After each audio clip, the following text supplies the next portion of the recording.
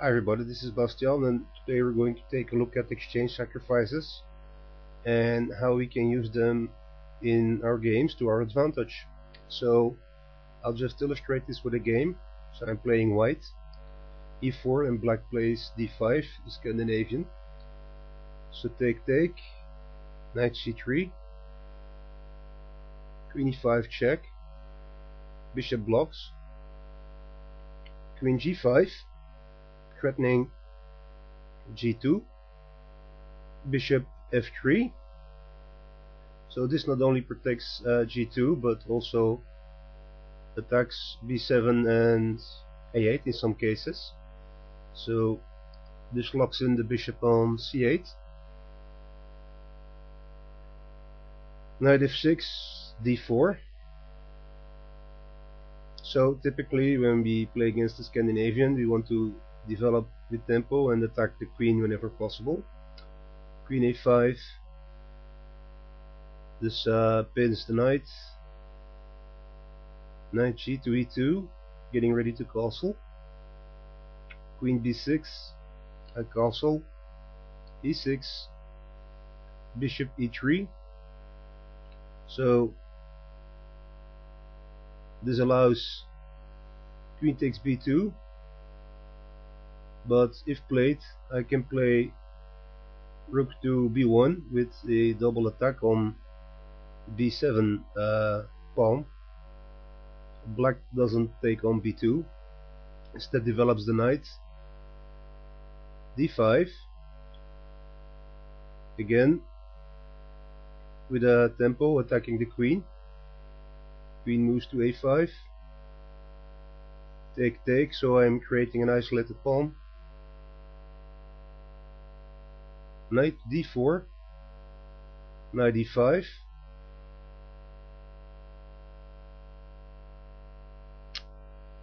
bishop to e2. If instead knight to b3 was played to attack the queen,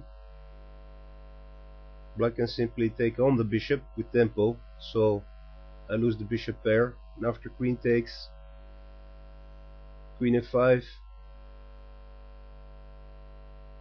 and an exchange, he has solved the problem with the isolated pawn as well, so we're not going to play that.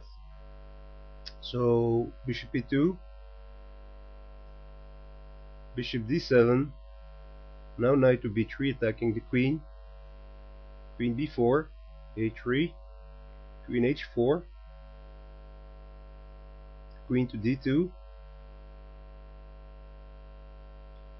knight to g4, so black is trying to create some counterplay, threatening mate, also attacking the bishop. So I play h3. Of course, bishop f4 would have solved all of white's problems, but h3 was played, which is not as good. So black takes on the bishop, I take on the knight. Knight c4, threatening pawn and queen.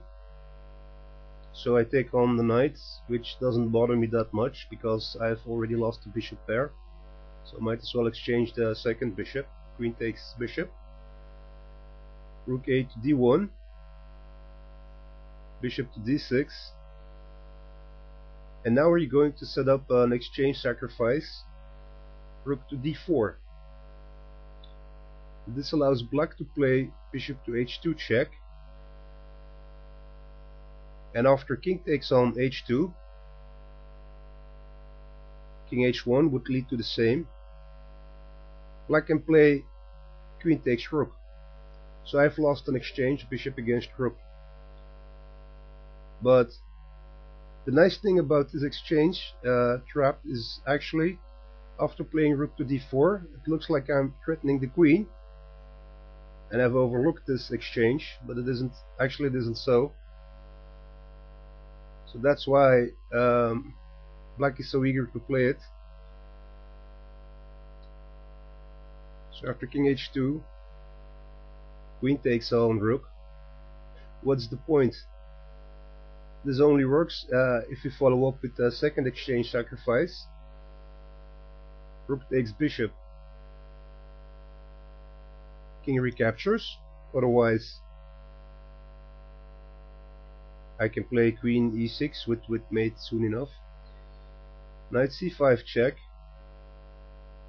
King d8. Queen takes e6. And now, of course, there's no defense against queen d7 mate, because queen d1 cannot be played,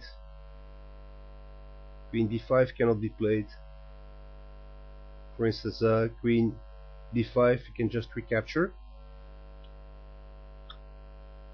and actually we have two mate threats. It's not only just queen to d8 mate, we can also play knight to b7 mate, works just as well. So that's how we use exchange sacrifices to win our games. So thanks for watching. Please leave a comment and have a great evening.